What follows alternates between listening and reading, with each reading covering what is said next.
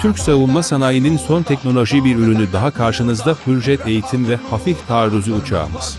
Tek motorlu ve çift kişi kokpitte Hürjet Jet eğitim uçağı, üstün performans özellikleri ile modern savaş uçağı eğitiminde kritik bir rol oynamak üzere tasarlanmıştır. Silahlı Hürjet ise geniş görev yelpazesi ve üstün faydalı yük kapasitesi ile muharebe alanlarında önemli bir güç unsurudur. Hürjet vatanımıza ve milletimize hayırlı ve uğurlu olmasını temenni ediyoruz.